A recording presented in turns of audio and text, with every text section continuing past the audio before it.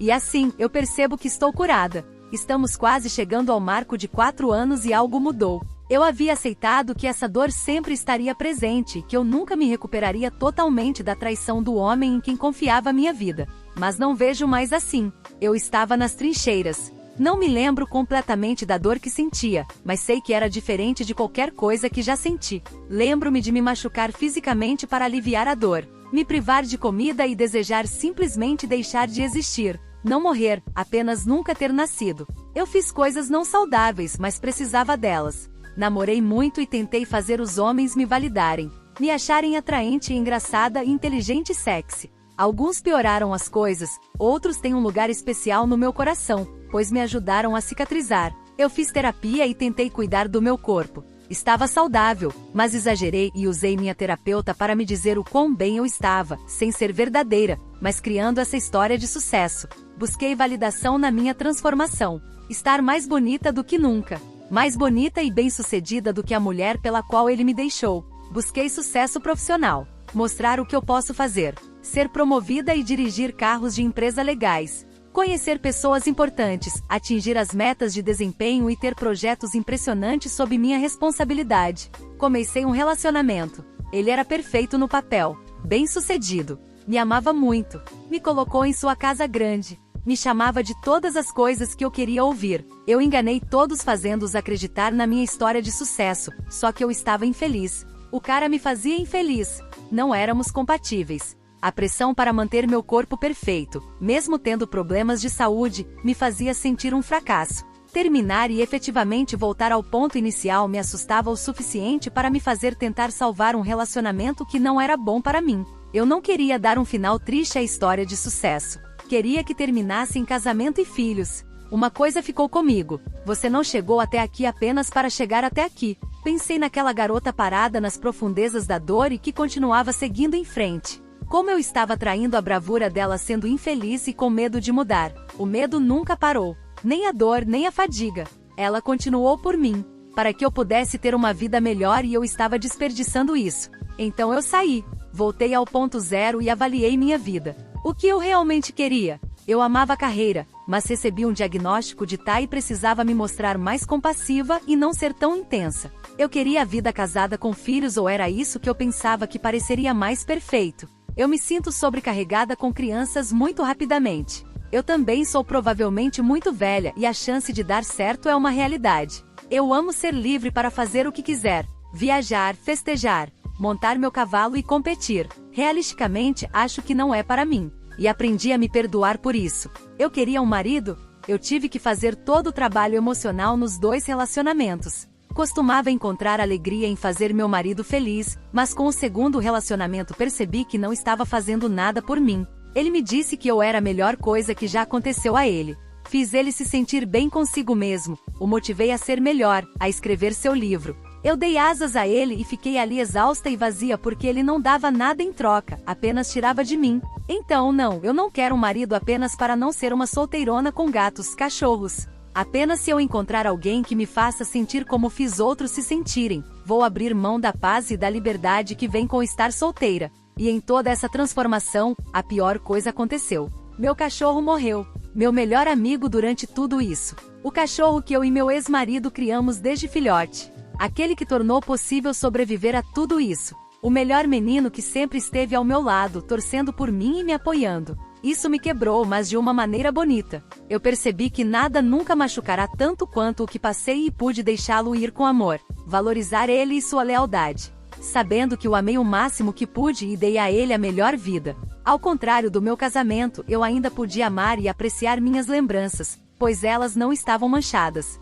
Ele me deu sua última lição, como deixar ir. Eu o amarei até o fim dos tempos. Percebi que precisava me amar da mesma forma. Que quando aquele dia chegar e tudo terminar, eu poderia dizer que não deixei nada na mesa.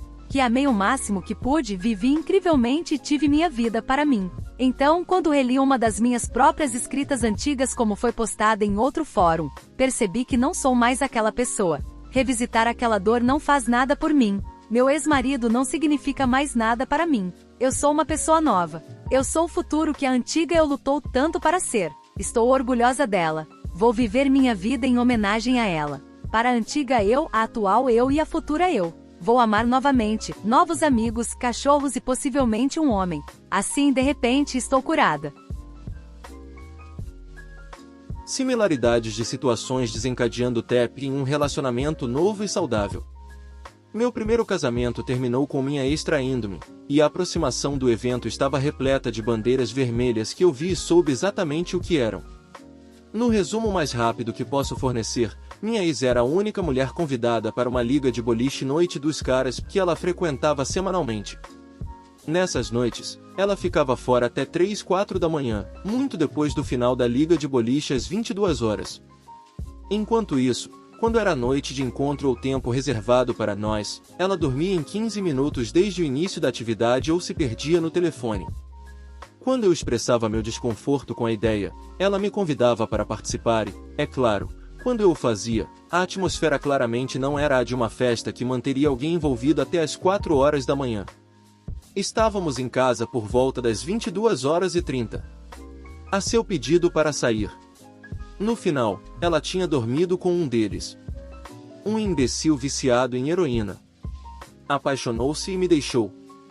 Avançando 15 anos, segui em frente e me casei com uma mulher maravilhosa, gentil, atenciosa, que me ajudou a superar muitos traumas do meu passado, foi paciente comigo e me deu 2 filhos lindos.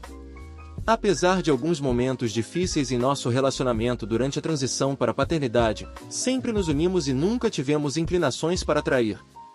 No último ano, começamos a jogar um jogo de vídeo online juntos e fizemos vários amigos pelo caminho. Após um desentendimento em uma de nossas comunidades do jogo, ela seguiu um de seus amigos mais próximos do jogo para uma nova comunidade cheia de personagens desagradáveis. Escolhi não seguir porque não me dou bem com idiotas que acham o humor imaturo engraçado. Muito rapidamente, ela se tornou uma pessoa popular, altamente envolvida no aspecto social. Dentro de 2 semanas, a dinâmica do nosso relacionamento dentro do jogo mudou completamente. No momento em que ela fazia login, estava em festas com essas pessoas e não parecia mais querer jogar comigo.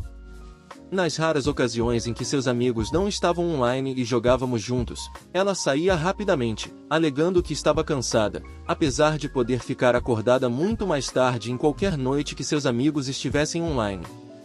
Quando me junto às festas, o tom é contido, ela não ri e não fala muito, e ninguém realmente conversa. É claro que minha presença quebra a vibe. Ela é a única garota em uma sociedade de idiotas fraternos, e eles claramente ficam desconfortáveis quando o marido está por perto. Agora, eu sempre posso ouvir os 2 lados da conversa, e nada impróprio acontece quando eu não estou lá. Todos estão apenas brincando e sendo ridículos, e são apenas amigos sendo estranhos juntos.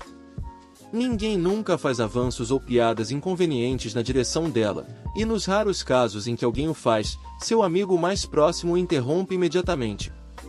Isso não é como um caso de traição emocional. Minha esposa é uma mãe que fica em casa, e isso é a saída social dela. Ela não tem muitos amigos fora do jogo. Intelectualmente, sei que este é o momento dela se divertir e não ser uma adulta sobrecarregada pela responsabilidade, e que é seguro. Mas meu corpo e meu cérebro estão tão abalados pela semelhança da situação que não consigo dormir e tenho ataques de pânico por causa disso. Eu disse a ela como me sentia e ela imediatamente parou de jogar com eles para me fazer sentir seguro, mas me sinto horrível por tirar algo que preenche uma necessidade na vida dela. Às vezes, ela pergunta se eu acho que ficaria bem se ela pudesse jogar com eles, se eu estiver estável o suficiente, e é muito solidária. No entanto, não importa quantos mantras eu repita sobre o quão seguro é ou como ela merece ter isso, ou como isso não se parece em nada com o passado, minha ansiedade imediatamente aumenta e eu minto para ela e digo para ela seguir em frente. Então eu fico lá embaixo em um ataque de ansiedade total, sentindo todas as mesmas emoções que senti quando minha primeira esposa estava no boliche e eu estava sentado no sofá às 2h45 da manhã. Não sei como curar essa ferida. Alguém pode me ajudar? O julgamento foi hoje, 27 anos e acabou assim, de repente. Tenho lido por meses, mas não contei minha história. Esperando encontrar cura. Meu marido, 52, e eu, 51, estamos casados há mais de 27 anos e juntos há 32. Temos 2 filhos adultos incríveis. Em julho de 2022, nos mudamos para o outro lado do país para meu marido buscar um novo emprego. Um emprego empolgante de alto perfil para ele. Eu sempre fui dona de casa. Coincidentemente, nossa filha está na faculdade de veterinária na mesma cidade onde está a nova oportunidade do meu marido. Uma situação vantajosa para todos. Meu filho se forma na faculdade em maio e arruma um emprego no mesmo estado para que possamos continuar sendo uma família. Todos juntos, longe de onde viemos, mas estamos juntos. Começo a trabalhar na empresa do meu marido, assim como meus 2 filhos, meio período para ganhar um dinheiro extra. Todos nós trabalhando até no mesmo lugar. O dia D é julho de 2023. Descubro que meu marido está tendo um caso com uma colega subordinada. Nossa colega. De todos nós. Essa mulher fingia ser minha amiga. Sempre perguntando sobre nossa família, os filhos. Conversando conosco como se fossemos amigos. Eu tinha suspeitas e li mensagens no relógio Apple dele enquanto ele estava no banho. Ele havia levado o telefone para o banheiro. São 5 da manhã. Espero ele sair para o trabalho e começo a fazer as malas. Foi como algo saído de filmes. Literalmente, jogando as gavetas da minha comoda nas malas. Enchi meu carro com o máximo que pude, pertences pessoais, e fui embora. Dirigi até a casa do meu filho e fiquei lá por 6 semanas. Cortei completamente o contato com ele. Nenhuma palavra. Nenhuma mensagem. Nada. Apenas fui embora. Agora é janeiro, nunca falei com ele. As únicas mensagens que trocamos foram limitadas e apenas sobre dinheiro. Ele me deixa sem dinheiro nas nossas contas conjuntas constantemente, apesar de ganhar um salário alto de 6 dígitos. Minha filha e eu estamos em um lugar agora e meu filho, 23, paga por isso. Colocamos nossa casa da família à venda e meu marido me ofereceu uma pensão alimentícia de $500 por mês em uma proposta de acordo. Depois de 27 anos, ele me ofereceu $500 por mês quando ganha quase $200 por ano. Fomos à mediação na segunda-feira e não chegamos a lugar nenhum. Hoje fomos a julgamento e a amante dele foi intimada pelo meu advogado. Ela admitiu que estão tendo um relacionamento sexual. Vivemos em um estado de culpa. O juiz dará seu veredicto na sexta-feira de manhã. Estou tão pronta para que esse pesadelo termine. Simplesmente faça seu trabalho, pare de agir como se fosse importante. Este é um pouco longo. Tentei conter minhas tendências verbais da melhor forma possível, mas ainda é bastante, desculpe. Assim, a história pode parecer um pouco truncada em alguns lugares, é minha tentativa de manter a contagem de palavras baixa. Mantive os detalhes vagos de propósito, já que geralmente não gosto de fornecer informações identificáveis. Fundo. Alguns anos atrás, no início da minha carreira, trabalhei em seguros. Minha equipe era nova e nossa chefe, vamos chamá-la de Alice, era muito ambiciosa. Ela começou como líder de equipe gerenciando uma equipe semelhante à nossa e, passando a maior parte do tempo fazendo networking, bajulação e se tornando o centro de projetos importantes e de alta visibilidade, conseguiu uma promoção para gerente e ficou com nossa equipe junto com a antiga. Isso era muito incomum, já que ela deveria ter obtido 2 posições de líder de equipe para administrar essas equipes, mas foi assim que aconteceu. Ela já não tinha muita inclinação para prestar atenção ao trabalho real mesmo antes de sua promoção, pois basicamente nunca víamos. Suas ambições não pararam em suas conquistas atuais, então ela sempre estava ocupada tentando subir na escada corporativa. Para que as equipes pudessem realmente funcionar, ela escolheu as 2 pessoas mais ambiciosas de cada equipe e as fez fazer o trabalho dela sem promoção ou aumento de salário. Eu era essa pessoa da minha equipe.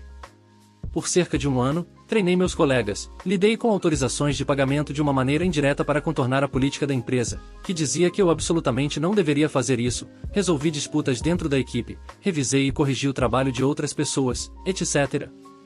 Nossa empresa tinha uma política de que uma vez por ano tínhamos uma reunião individual com o chefe do nosso chefe. Naquela reunião, mencionei como nossa situação era antinatural. O gerente sênior respondeu que não sabia que eu e a pessoa da outra equipe estávamos fazendo tanto e concordou que a estrutura deveria ser revertida para o que deveria ser. De fato, algumas semanas depois, os anúncios internos para as 2 posições de líder de equipe foram postados na intranet da empresa. Avance cerca de 1 mês e pouco, e Alice reuniu as equipes para fazer um anúncio. A pessoa que estava fazendo o trabalho de líder de equipe da outra equipe estava sendo promovida oficialmente. Em nossa equipe, uma garota que chamaremos de Jane estava conseguindo isso. Agora, eu não fui o único surpreso. Ambas as equipes estavam extremamente confusas e várias pessoas até expressaram essa confusão. Eu não sabia disso na época e só fiquei sabendo durante minha eventual entrevista de saída, mas Alice não gostou que eu tivesse ido por cima dela, mesmo que ela tivesse se beneficiado disso no final. Então, em retaliação, ela deu o cargo real que eu estava fazendo até aquele ponto para outra pessoa. Em uma reunião individual com ela mais tarde, quando trouxe o assunto à tona, ela ficou brava e disse: apenas faça seu trabalho, pare de agir como se fosse importante. A conformidade maliciosa. Lembra como eu disse que Alice estava ocupada demais para fazer seu trabalho real? Ela não prestava atenção em nada, incluindo o desempenho individual da equipe. Jane só foi escolhida porque fazia parte da equipe original de Alice e era vista como leal a ela. Precisávamos de alguém para fazer as partes realmente entediantes da entrada de dados que ninguém mais queria fazer, e a outra equipe a recomendou. Acho que deveríamos ter ficado suspeitos nesse ponto quanto ao motivo de estarem tão ansiosos, mas Alice havia aprovado. Acontece que eles queriam se livrar dela, porque Jane era burra. Não estou usando isso como um insulto, mas como um descritor. Ela era genuinamente muito pouco inteligente e tinha dificuldade com qualquer coisa além de tarefas muito básicas de entrada de dados. Quando ela precisava fazer algo mais difícil, geralmente fazia uma bagunça completa. E agora ela tinha que administrar toda uma equipe, treinar pessoas, aprovar pagamentos, verificar o trabalho de outras pessoas e assim por diante. Tudo isso enquanto ela mesma tinha dificuldades com algo mais complicado do que transferir números de um sistema para outro. Honestamente, não acredito que Alice estava ciente do quão grande erro ela tinha cometido aqui, ela simplesmente escolheu alguém que ela achava leal. É claro que Jane tentou fazer com que eu basicamente cuidasse de cada ação que ela tomava, mas eu não estava aceitando. Eu ia fazer meu próprio trabalho e mais nada, já que eu não era importante. Para contexto para nossos amigos dos Estados Unidos, todos tínhamos contratos com descrições detalhadas de trabalho e no meu país você não pode simplesmente demitir pessoas sem motivo. E a recusa em fazer um trabalho que não está na descrição do cargo certamente não é considerada uma causa adequada. Eu era apenas um funcionário comum, nenhuma das funções de gerenciamento que eu estava desempenhando até então era meu trabalho real. As consequências. A equipe caiu forte nos 3 meses seguintes. As reclamações passaram de menos de 5 por mês para mais de 20 em média, muitos pagamentos incorretos foram feitos, um grande número de casos estava se acumulando. Ninguém mais na equipe queria ajudar Jane porque sabia que acabaria tendo que fazer o trabalho dela por ela sem benefício. A coisa mais engraçada foi que Alice mal percebia que havia um problema, além de eu estar sendo pouco cooperativo, com o qual ela era bastante vingativa, porque estava ocupada avançando em sua carreira e Jane não queria admitir o quão desesperadamente fora de sua profundidade ela estava. As coisas chegaram a um ponto crítico quando os relatórios trimestrais soaram alarmes entre a equipe de liderança. Uma auditoria interna foi organizada e muitos dos erros que passaram e uma série de vazamentos foram descobertos. Alice teve que explicar por que nosso desempenho estava de repente tão terrível. Neste ponto, ela finalmente percebeu que deveria ter prestado mais atenção à situação, mas, desconhecido até mesmo para ela, era tarde demais. Tudo a partir daqui é boato, eu soube disso por um amigo que era líder de equipe de uma equipe completamente diferente, então leve com um grão de sal aparentemente, havia conversas sobre terceirizar equipes para a Índia, no entanto, a chefe de Alice, a que abriu as posições de líder de equipe, era veementemente contra, pois isso diminuiria seu feudo. Os defensores da terceirização conseguiram usar os resultados trimestrais terríveis de nossa equipe para justificar o uso das 2 equipes sob Alice como piloto para o programa de terceirização. Literalmente no dia seguinte depois de eu aceitar uma posição em uma empresa diferente e estar planejando dar aviso prévio, fomos reunidos e informados de que nossas equipes seriam fechadas em 4 meses e que treinaríamos nossos substitutos na Índia durante esse período. Ouvi de colegas que ficaram até o final que Alice não foi oferecida outra posição depois que suas equipes foram dispensadas. Não é surpreendente, vagas abertas para gerentes e novas equipes não cresciam exatamente em árvores. Infelizmente, o piloto foi considerado um sucesso, o que honestamente considero um tanto duvidoso pessoalmente, mas o centro indiano certamente era muito mais barato do que nós, e descobri pelo LinkedIn cerca de 1 ano e meio depois que todo o departamento havia sido fechado. Então, realisticamente, toda a situação provavelmente era inevitável, mas, pelo menos, Alice poderia ter comprado mais 1 ano se tivesse se importado um pouco mais. A alta administração do clube esportivo me demite e prejudica a cozinha deles. Então, Sou um chefe profissional e sou há alguns anos, e na Austrália, chefes aprendizes são treinados em uma espécie de faculdade onde aprendemos cerca de 150 receitas. Agora, muitas das receitas são fornecidas aos alunos em livretos volumosos e complicados que você realmente não gostaria de levar para qualquer lugar, então comecei a escrever algumas das receitas em um caderno separado, junto com algumas outras receitas que aprendi de colegas de trabalho ou membros da família, e criei uma espécie de pseudo-livro de receitas. Eu costumava trazer esse livro para a cozinha para me lembrar das quantidades de ingredientes e dos tempos de cozimento, e eventualmente deixava o livro na cozinha praticamente o tempo todo. O que descobri logo depois foi que alguns dos outros chefes na cozinha estavam usando meu livro de receitas para conferir receitas oficiais do restaurante em que trabalhávamos, como normalmente o chefe principal teria que informá-los e isso ficava irritante para todos. Este restaurante fazia parte de um clube esportivo popular na área local, então a consistência era extremamente importante para a administração, e ter um registro escrito das novas receitas ou alterações nas receitas de longa data era muito importante.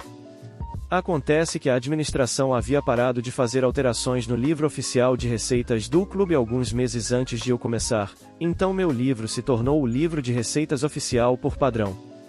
Por um tempo, isso não foi um problema para mim, e continuei adicionando novas receitas a ele ao longo dos próximos anos. No entanto, depois do meu terceiro ano trabalhando lá, terminei meus estudos e me tornei totalmente qualificado como chefe, então, de repente, me tornei mais caro para manter como funcionário e, como tal, a administração começou a procurar qualquer motivo para me substituir por um novo aprendiz. Eventualmente, encontraram alguém para me substituir e deram uma razão pela metade para me demitir. Me disseram para pegar todas as minhas coisas e sair, pois eu não podia mais oferecer o que estavam procurando. Então, peguei tudo o que possuía e fui embora, incluindo o caderno com todas as receitas do clube. Por alguns dias, não aconteceu muita coisa, mas aos poucos as críticas ao clube começaram a reclamar sobre comida sem sabor, bolos secos, receitas clássicas inconsistentes e qualquer outra coisa relacionada à comida que você possa imaginar. Em um momento, houve 50 críticas negativas em um único dia, o que, para nossa cidade, era uma quantidade massiva de críticas negativas em um dia. Foi muito bom, pois eu senti que eles mereciam isso e me deixaram desempregado sem aviso prévio. No entanto, rapidamente fui oferecido um novo emprego por um restaurante menor, cujo proprietário me conhecia da cozinha do clube esportivo. O cumprimento malicioso. Depois de cerca de uma semana, recebi várias ligações. Ao responder a uma delas, ouvi um dos gerentes superiores do clube esportivo perguntando se eu poderia devolver o livro, pois a cozinha precisava dele de volta. Obviamente, ri e disse firmemente que era meu livro cheio de minhas receitas, então não iria a lugar nenhum perto deles, lembrando-os de que eles me disseram que eu não podia mais oferecer o que estavam procurando.